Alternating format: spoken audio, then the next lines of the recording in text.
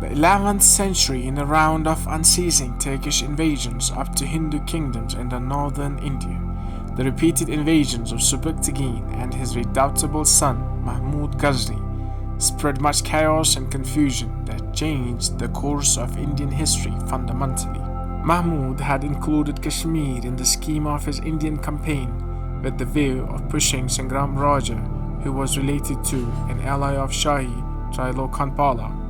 Mahmud invaded Kashmir twice from Punjab. He made his first attack in 1015. He marched from Jahlim along the valley of Poonch, Tavi in order to penetrate into Kashmir Valley from the Dostmedan Pass.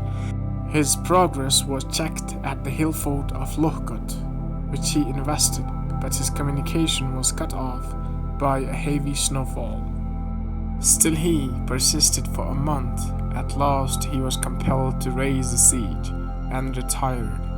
Mahmud invaded Kashmir for the second time in October 1021. This time too, he took the same route and again invested the same fort of Lohkot for a month. But in the meantime, severe winter set in and reduced his troops to a state of utter helplessness and misery.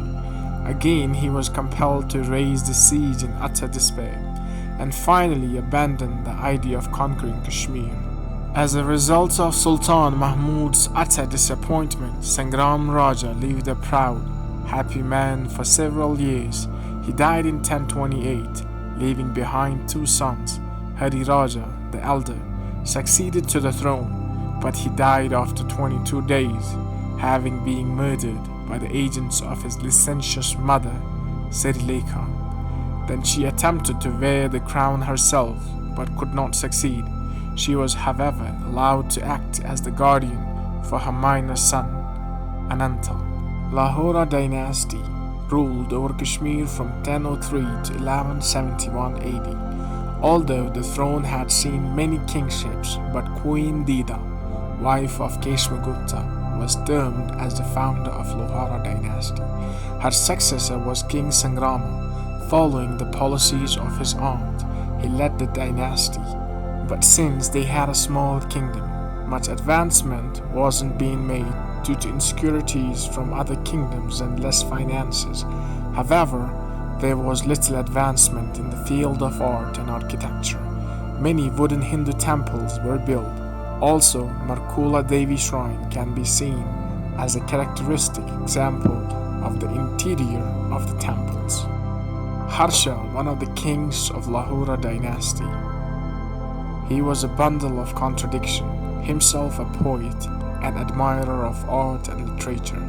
He patronized poets and singers. He also encouraged new fashions in dress and use of toiletries by women. His gold and silver coins were more artistic than those of his predecessors. In later days, he became too luxurious and too licentious. This lifestyle of his exhausted the royal coffers. He therefore looked for non-conventional sources of income. That was the metal of temples.